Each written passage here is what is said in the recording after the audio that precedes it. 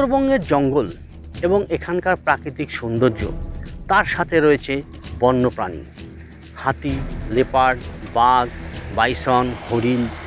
এগুলো কিন্তু পর্যটকদের কাছে বলা যেতে পারে খুবই আকর্ষণীয় বিষয়। কিন্তু অনেকে কি জানেন, এই মানুষের সাথে এই বন্যপ্রাণীর যে সংঘাত যেভাবে দিনের পর দিন বেড়ে যাচ্ছে, তাতে কিন্তু বহু প্রাণহানি ঘটছে এবং হচ্ছে একই সাথে ফসলের ক্ষতি, ভাঙছে ঘর বাড়ি থেকে শুরু করে স্কুলের বিভিন্ন ভবন। কেন এমন হচ্ছে? কেন মানুষ এবং বন্যপ্রাণীর সংঘাত বাড়ছে? বাংলা কি বলছে? আমরা উত্তরবঙ্গের জঙ্গলে জঙ্গলে ঘুরেছি, প্রান্তিক উত্তরবঙ্গের বিভিন্ন বনবস্তিতে ঘুরেছি, চা বাগান এলাকায় ঘুরেছি। ঘুরে ঘুরে আমরা মানুষের বক্তব্য শুনেছি যে কেন মানুষের সঙ্গে বন্যপ্রাণীর সংঘাত। সবচেয়ে বড় বিষয় যে হাতির তাণ্ডব কিন্তু উত্তরবঙ্গের এই ডুয়ার্স তরাই অঞ্চলে মারাত্মক আকার ধারণ করেছে। বলা যেতে পারে আলিপুরদুয়ার যে জেলা উত্তরবঙ্গে, সেখানকার আসাম সীমান্তবর্তী যে সংকোশ এলাকা, সেখান থেকে শুরু হয়েছে হাতির করিডর। এই বুনো হাতির করিডর ওখান থেকে শুরু হয়ে আলিপুরদুয়ারের ডুয়ার্স এলাকা দিয়ে, জলপাইগুড়ির ডুয়ার্স এলাকা দিয়ে, বলা যেতে পারে জলদাপাড়া, গরুমারা এবং চাপড়ামারি দিয়ে তা কিন্তু তরাইয়ের দিকে চলে যাচ্ছে, অর্থাৎ শিলিগুড়ির দিকে চলে যাচ্ছে, মহানন্দার দিকে। পাশাপাশি শুকনা এবং একই সঙ্গে নকশালবাড়ি দিয়ে নেপাল সীমান্তবর্তী যে মেচি নদী, সেই বরাবর একটা হাতির করিডোর রয়েছে। এবং এখন যে ধান উঠেছে জমি থেকে ধান কাটা হয়েছে, এই ধানের যে জমি, সেই সংলগ্ন চা বাগান বা বনবস্তি, উত্তরের প্রান্তিক শহরে হাতির উপদ্রব কিন্তু মারাত্মক আকারে বেড়ে গেছে। এবং বলা যেতে পারে বছরে গড়ে হাতির আক্রমণে মারা যায় 50 থেকে প্রায় 55 জন মানুষ। একই সঙ্গে ঘরবাড়ির যদি ক্ষয়ক্ষতির হিসাব যদি দেখেন, তা সরকারিভাবে প্রামাণ্য সেইভাবে তথ্য না পেলেও যেটা জানা যাচ্ছে যে প্রতি বছর উত্তরবঙ্গের এই অঞ্চলে প্রায় 200 থেকে 250টির মতন কিন্তু ঘরবাড়ি আংশিক এবং সম্পূর্ণভাবে ক্ষতিগ্রস্ত হয়। প্রাণহানি তো আমি আগেই বলেছি। পাশাপাশি ফসল, হেক্টরের পর হেক্টর কিন্তু জমিতে ফসল নষ্ট হচ্ছে। কিন্তু সবচেয়ে বড় বিষয়, এই যে করিডোর ধরে হাতির যে পাল, সেই কোনো পালে 20 থেকে 25টি, কোনো পালে 40 থেকে 50টি হাতি কিন্তু থাকছে।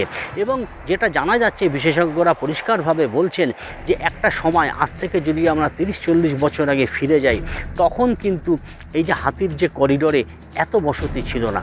তারও আগে যদি যাই, তখন কিন্তু এত চা বাগান, এত নগরায়ন কিন্তু হয়নি। অর্থাৎ পরিষ্কারভাবে যেটা জানা গেছে যে হাতির যে করিডোর বাধাপ্রাপ্ত হচ্ছে, হাতি একেবারে সংকোচ থেকে ডুয়ার্স দিয়ে একেবারে নেপালের মেচি সীমান্তবর্তী এলাকা দিয়ে হাতি যখন চলাচল করে, তার যে প্রায় একাধিক করিডোরের মধ্যে প্রায় 17টি করিডোর কিন্তু বাধাপ্রাপ্ত হয়ে বন্ধ হয়ে গেছে। তাহলে কি বলবেন? তাহলে কি হাতিরা কি চলছে না? না, হাতিরা কিন্তু চলাচল করছে। তারা বিকল্প পথ বেছে নিয়েছে, কেননা তাদের অতীতের যে সমস্ত করিডোর বা রুট যেগুলো ছিল, সেগুলো দিয়ে তারা বাধাপ্রাপ্ত হওয়াতে সেই হাতিরা কিন্তু নতুন পথ দিয়ে তারা চলাচল করছে। এবং সবচেয়ে বড় বিষয় যে জঙ্গল লাগোয়া যে সমস্ত ফ্রিঞ্জ বা রেভিনিউ ভিলেজ রয়েছে, যাদেরকে আমরা বনবস্তিবাসী বলে থাকি, ইভেন কি চা বাগান এবং গ্রামাঞ্চলের কিছু প্রান্তিক এলাকা যেগুলো জঙ্গল লাগোয়া রয়েছে, সেই সমস্ত এলাকার মানুষ মূলত কিন্তু তাদের কিন্তু কৃষি প্রধান এবং ধান তাদের প্রধান শস্য। এবং যে কারণে এই ধান পাকলে হাতি যেমন খেতে আসে, নতুন করে সরকারি উদ্যোগে শুরু হয়েছে ভুট্টার চাষের সম্প্রসারণ। এবং ধান একদিকে যেমন ধানের আকর্ষণে যেমন হাতি আসছে, একইভাবে ভুট্টা হাতির কিন্তু অন্যতম প্রিয় খাদ্য। যে কারণে ভুট্টার সন্ধানেও কিন্তু হাতির পাল আসছে। তারা তছনছ করে দিচ্ছে, হেক্টরের পর হেক্টর জমি তারা ক্ষতিগ্রস্ত করছে। এবং মানুষ যখন এই হাতিকে তাড়াতে যাচ্ছে, সেই সময় মানুষ এবং হাতির মধ্যে সংঘাত হচ্ছে। কেউ প্রাণে বাঁচতে, কেউ পালাতে গিয়ে, কেউ হাতি তাড়াতে গিয়ে তারা হাতির কবলে পড়ে কেউ মারাত্মকভাবে জখম হয়ে পঙ্গু হচ্ছেন, কেউ বা মারাও যাচ্ছেন। পাশাপাশি জঙ্গলে কাঠ কাটতে যাচ্ছে এক শ্রেণীর মানুষ, তারাও কিন্তু হাতির পালের সামনে পড়ছে। কিন্তু সবচেয়ে বড় বিষয় যে হাতি সচরাচর কিন্তু কোনো ক্ষতি করে না, যদি না তাকে কিন্তু রীতিমতো বলা যেতে পারে তাকে যদি প্রতিরোধ করা হয়। কিন্তু সাধারণ মানুষ, একেবারে প্রান্তিক গরিব মানুষ, তারা কি করবে? তাদের ফসল বাঁচাতে তারা বিভিন্ন টংঘর করে রেখেছে। এই টংঘরে থেকে তারা ফসল রক্ষা করে এবং আতশবাজি ফাটায়। এই যে আপনি দেখতেছেন গোটা এরিয়াটা, শুধু এটা ধান চাষই হয়। হ্যাঁ, কেন কি আমাদের কাছে কোনো বিকল্প, কোনো রাস্তা নাই। সেটার জন্য আমরা মজবুর হয়ে ওই ধানে লাগাই। পরশু দিনও খাইছে, কালকে 2 বার আসছিল, তাড়াইছি। তাড়া করে। কখন রাতে কয়টার দিকে আসছিল? আজকে একটার দিকে তাড়াইছি একবার। কটা হাতি আসছিল? 9টা বাচ্চা। কতক্ষণ ছিল এখানে? এইখানে তো বোধহয় আধা ঘন্টা ছিল। তারপর বোধ পাইছি ওইখানে যখন খাইতে গেছে তখন আমরা তিরপালটা ওই যে টানছে তখন বোধ পাইছি। ওখানে ধরো যে আধা ঘন্টা। কত তাড়ানো যায় না। যখন আমার এই ঘরের পিছনে এই যে ধান ছিল, তারপর এই ভাই যখন হাতি আসছিল, ভাই দেখতে পায়, ভাই যখন লাইট মারছে ভাইকে তো তাড়া করছে। তখন ভাই পালায় ফোন করছিল ভাইস্তাকে। ভাইস্তা তখন আমাকে ডাকলো। তখন দুইজনে আসলাম। আসার পরে দেখি হাতি এখানে, বাকিগুলো তো এদিকে চলে আসলো। তারপর একটা কিন্তু তাড়া করলো। তারপর ভাইস্তা তো পালাই গেল। তারপর আমি কিন্তু একটুকুর যেন প্রাণে বাঁচলাম। 4টা পুঞ্জির ধান কিছু খাইছি। আচ্ছা, কত হবে? 10-15 মনের মতো খাইছি। 10-15 বলা যাবে না। এখন এখানকার কৃষক জমি তো আছে, কিন্তু ওদের ফাইন্যান্সিয়াল কন্ডিশন ভালো না। যে কি ধান লাগায় সবাই, কেন কি প্রায় লোক ধান লাগাচ্ছে বলে সবাই ধান লাগাইতে হচ্ছে। এখন যদি অন্য ফসল যদি করা যায়, ওটার মধ্যে কিন্তু ফাইন্যান্সিয়াল কন্ডিশন ভালো না থাকাতে কৃষকরা সাহস পাচ্ছে না। এটাই আছে। না হলে তো কেউ তো চাইবে না যে আমি ধান লাগাবো আর হাতি খেয়ে শেষ করে দেবে। কৃষকরাও চাচ্ছে যে কি অন্য কিছু লাগাইলে আমার 2টা আয় হবে। খুবই কঠিন ব্যাপার এখান থেকে ধান তোলা আমাদের জন্যে। মানে একটা কৃষক কঠিন পরিশ্রম করে, রোদে পুড়ে তারপরে ধান টান লাগানোর পর তারপরে হাতির অত্যাচার। কেউ হয়তো 3 বিঘা 4 বিঘা 5 বিঘা জমি ধান করলো, কিন্তু ধান ঢুকলো ঘরে 2 বিঘা 3 বিঘা। তবুও এবার আমাদের অনেকটা সেভ হয়েছে আগের বারের তুলনায়। কিউআর টু টিম হওয়া আর আমরা ইলেকট্রিকের কাজ করানোর কারণে অনেকটা সেভ হয়েছে। ফাল তো ওই যে ভাল হয়, কিন্তু ঠিক ম্যাচুয়ার্ড হওয়ার সময় ওই সামনে আমার জলঢাকা ফরেস্ট আছে, চাপড়ামারি সেঞ্চুরি এরিয়া আছে, ওখান থেকে দল হাতে এসে অ্যাটাক হয়। কয়েকবার ধানকে বাঁচানোর জন্য ডিউটি পার্টিদের সাথে ইনজোর্ডও হয়ে যায় হাতের সাথে। লোকের কাছে টাকা নেই, আর ধানটা খুব সহজভাবে তারা মানে নিতে পারে। যে কারো কাছ থেকে ধান নিয়ে নিল, যেটা শুধু আমাদের পঞ্চায়েত মেম্বার বললেন, কারো বাড়ি থেকে 3-4 টিন ধান নিয়ে ছিটিয়ে করে দিল। কিন্তু সরকার যদি গ্রামের কৃষককে সহযোগিতা করে, তাহলে হয়তো চা বাগান লাগালে পরে সবসময় একটা মনে করে তাদের খুব বড় সুবিধা হবে। এখানে চা গাছের জন্য খুব উপযুক্ত জায়গা, উচ্চ নিচা জমিন আছে, হলুদ আছে, আদা আছে, সেরিকালচার আছে, অনেক কিছু আছে। কিন্তু ওখানে তো যেমন হলুদ লাগাইতে গেলে আপনার চারা খুঁজতে হবে, কিনতে হবে। হ্যাঁ, আর আমরা তো কী করি, ধান লাগাইলে পরে একদম সারাল সোজাতে আছে। আমার কাছে ওই চারা না থাকলে আমি পাশে একটা কৃষক থেকে 4 টিং নিয়ে নিলাম, 40 কিলো নিয়ে নিলাম, আমার জন্য হয়ে গেছে, আমার জমিতে ধান লাগাই দিলাম। তো সরকার যদি সহযোগিতা করে, গরিব মানুষ তো তাদের নিজের পক্ষে করা সম্ভব না।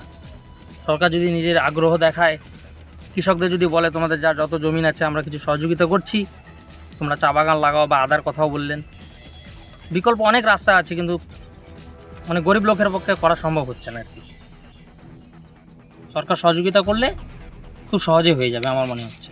ফাইন্যান্সিয়াল কন্ডিশন ভালো না থাকাতে মজবুর হয়ে কৃষকরা ধান করতে শেখে।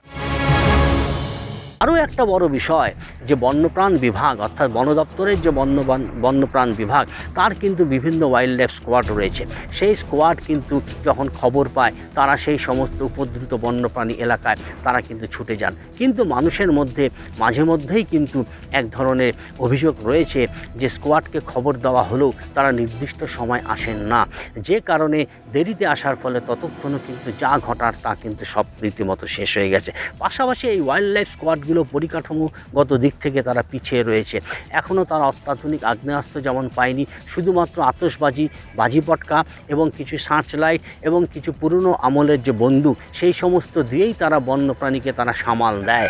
পাশাপাশি আরও একটা বড় বিষয় যে এই সমস্ত স্কোয়াডের গাড়ি যে সমস্ত রয়েছে, সে গাড়িগুলোও কিন্তু বলা যেতে পারে প্রায় মেয়াদ উত্তীর্ণ, এবং অনেক গাড়ি কিন্তু অচল এবং অকেজো হয়ে গেছে, যে কারণে সে গাড়ির স্পিডও নেই, যে কারণে ঘটনার খবর পেয়েও বন্যপ্রাণী লোকালয়ে ঢুকেছে, সেই খবর পেয়েও তারা কিন্তু সেই ঘটনাস্থলে পৌঁছতে তাদের রীতিমতো অনেক দেরি হয়, ততক্ষণে কিন্তু যা সর্বনাশ হওয়ার হয়ে গেছে।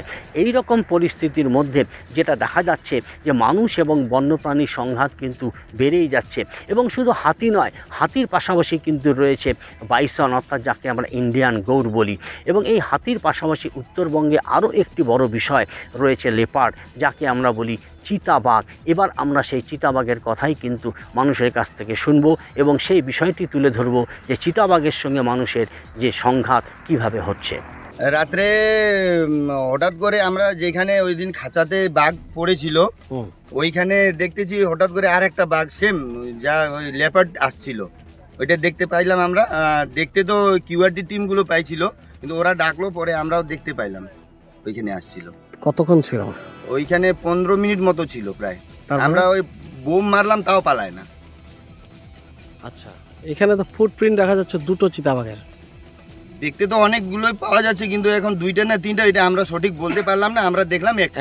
আচ্ছা, এখানে কি তাহলে আতঙ্ক মানে ওই দিন একটা নিয়ে গেছে, ওইটা নিয়ে যাওয়ার পরে তো গ্রামবাসীদের মনে তো অনেক একটু সান্ত্বনা পেয়েছিল, কিন্তু কালকে আবার দেখতে পেয়ে আবার আতঙ্কিত।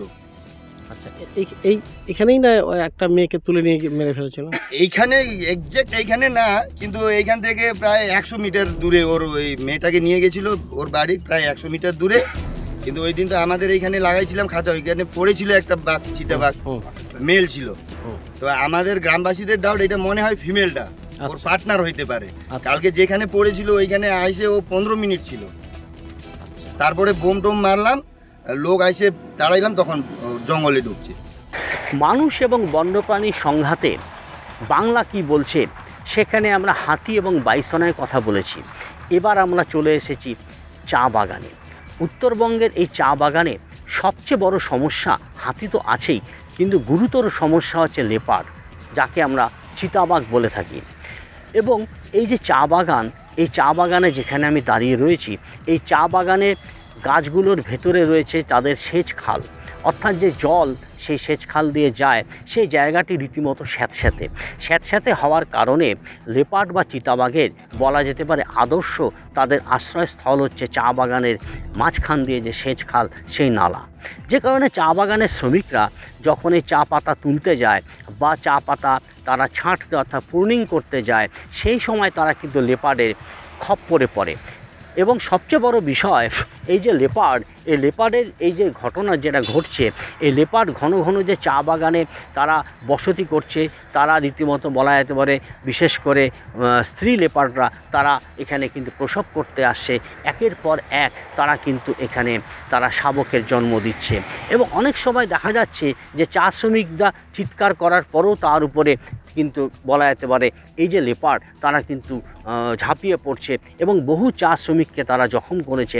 লেপার্ড রীতিমতো বলা যেতে পারে যে আচরণগত বা তার বিভিন্ন রকম বৈশিষ্ট্যের দিক থেকে এখন লেপার্ডের চরিত্র কিন্তু বদলে যাচ্ছে। বলবেন কেন?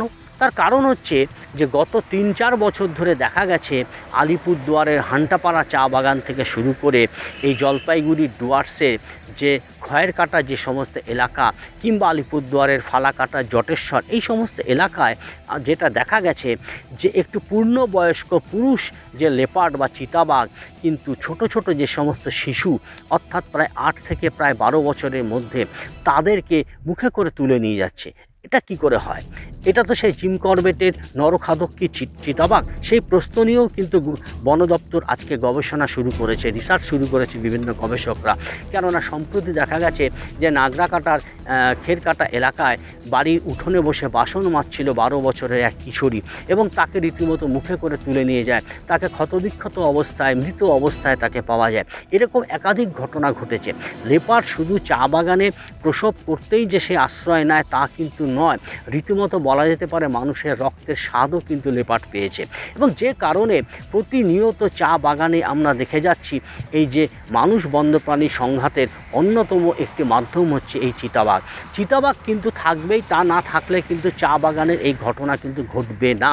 যদিও চিতাবাঘ দেখা যাচ্ছে যে গ্রামাঞ্চলে খুব কম সংখ্যক আসলেও চা বাগানে তারা যে সমস্ত গবাদি পশু চা শ্রমিকরা প্রতিপালন করে থাকে সেগুলোই খেতে আসে। এবং বহু সময় দেখা যায় যে প্রায় মাসের পর মাস ধরে সেই চিতাবাঘ শুধু একটি নয় একাধিক চিতাবাঘ থেকে যায় এবং এই চিতাবাঘগুলোকে রীতিমতো কাবু করার জন্য বন দপ্তর খাঁচা পাতে, খাঁচা পাতার পর তারা যেমন খাঁচাবন্দি হয়, তারপরেও দেখা যায় সেই এলাকায় কিন্তু চিতাবাঘের আক্রমণ কিন্তু কমেনি, যে কারণে চিতাবাঘকে তাড়াতে গিয়ে তারা যেমন সজোরে চিৎকার করে ওঠে একসঙ্গে একাধিক শ্রমিক, পাশাপাশি বাজি পটকা তারা ফাটায়, অন্যদিকে ঢোল করতালও তারা ফাটিয়ে চিতাবাঘকে সেই এলাকা থেকে পালাতে তারা বাধ্য করে, কিন্তু তার শাবকরা থেকে যায়। বহু সময় দেখা যায় যে সেই শাবকরা কিন্তু থেকে যায়, তারপরে বন দপ্তর সেই শাবকগুলোকে উদ্ধার করে নিয়ে যায়। কিন্তু এই চিতাবাঘের যে আক্রমণে রীতিমতো বলা যেতে পারে উত্তরবঙ্গে রীতিমতো ডুয়ার্স এলাকাতেই কিন্তু সবচেয়ে বেশি মানুষ কিন্তু আক্রান্ত হচ্ছে এবং গড়ে যদি দেখা যায় যে বছরে এই চিতাবাঘের আক্রমণে প্রায় 100-র বেশি মানুষ কিন্তু আক্রান্ত হচ্ছেন, জখম হচ্ছেন। মৃত্যুর ঘটনা খুবই কম, কেননা গত 3-4 বছরে 3 থেকে 4টি শিশুকে চিতাবাঘ মুখে করে তুলে নিয়ে গেছে। জলপাইগুড়ির মালবাজারে বেদগাড়া একটি এলাকায় এক মহিলাকে রীতিমতো কিন্তু বলা যেতে পারে একদিকে বেদগাড়া, অন্যদিকে আলিপুরদুয়ারে ফালাকাটার জটেশ্বরে রীতিমতো একটি শিশুকে মাথা এবং ধর দুটোকে আলাদা করে দিয়েছে। কি মারাত্মক ঘটনা, যে রীতিমতো যে ধরনের ঘটনা আমরা রয়্যাল বেঙ্গল টাইগারের ক্ষেত্রে আশা করি, একটা পূর্ণবয়স্ক চিতাবাঘ কী করে একটি শিশুকে তুলে নিয়ে যাচ্ছে, মহিলার উপরে চড়াও হচ্ছে, মাথা থেকে ধরকে আলাদা করে দিচ্ছে, এই ধরনের রীতিমতো মর্মান্তিক যে বা চাঞ্চল্যকর ঘটনা এই ডুয়ার্সেই কিন্তু ঘটছে এবং এই লেপার্ডের সংখ্যাও কিন্তু প্রচুর পরিমাণে বেড়ে গেছে। বন দপ্তরের কাছে কিন্তু অনেক রকম প্রশ্নচিহ্ন তৈরি হয়েছে, তারা কিন্তু বিভিন্ন রকম ব্যবস্থা নিয়েছে, বিশেষ করে অ্যাওয়ারনেসের ক্ষেত্রে তারা কিন্তু খোল করতাল বাজানোর কথা বলছেন, তারা হুইসেল দিতে বলছেন, আতশবাজি ফাটাতে বলছেন কাজে যাওয়ার সময়, পাশাপাশি তারা চিৎকার করতে বলছেন চা পাতা তুলতে যাওয়ার সময়, যাতে আশপাশে ছেচখালের মধ্যে যদি চিতাবাঘ থাকে তাহলে সে সরে যাবে। এরকম ঘটনা করেও কিন্তু চিতাবাঘের আক্রমণ আটকানো যাচ্ছে না।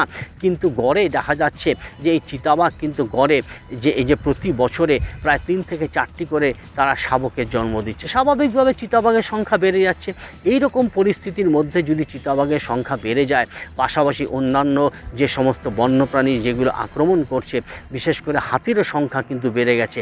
এই পরিস্থিতিতে মানুষ এবং বন্যপ্রাণীর সংঘাত কিন্তু বাড়ছে, বন দপ্তরের কাজও বাড়ছে, কিন্তু আরও নতুন নতুন পন্থা বা বিকল্প কোনো পরিস্থিতি বা কোনো অবলম্বনকে বাঁচতে হবে, যেখান থেকে মানুষ এবং বন্যপ্রাণীর যে সংঘাত তাকে আটকানো যেতে পারে। নইলে কিন্তু মানুষের মৃত্যু যেমন ঘটছে বন্যপ্রাণীর আক্রমণে, একইভাবে ফসলের ক্ষতি হচ্ছে, অন্যদিকে স্কুলে যে সমস্ত মিড ডে মিলের যে সমস্ত খাদ্য সামগ্রী চাল ডাল রাখা হয় সেগুলো খেতে আসে হাতির পাল, তারা রীতিমতো সেগুলো না পেয়ে রীতিমতো সেই স্কুল বিল্ডিংকে ভাঙচুর করে তারা সেই রীতিমতো চাল ডাল তারা খেয়ে যায় এবং যে সমস্ত ধান কেটে জমিতে রাখা হয় সেই ধানও কিন্তু তারা তুলে নিয়ে চলে যাচ্ছে। স্বাভাবিকভাবে মানুষ এবং বন্যপ্রাণীর সংঘাত কিন্তু বাড়ছে। আবার এটাও ঠিক যে যখনই কোনো বন্যপ্রাণী লোকালয়ে ঢুকছে তখন উৎসাহী জনতার মধ্যে একটি জিনিস লক্ষ্য করা যাচ্ছে যে তারা মোবাইলে ছবি তোলা এবং সেলফি তোলা, এটা কিন্তু আরও সাংঘাতিক আকার ধারণ করেছে। এই ঘটনা থেকে বিরত থাকতে বলছে বন দপ্তর। স্বাভাবিকভাবেই উত্তরবঙ্গের বনের সঙ্গে বন্যপ্রাণীর সম্পর্ক কিন্তু ওতপ্রোতভাবে জড়িত।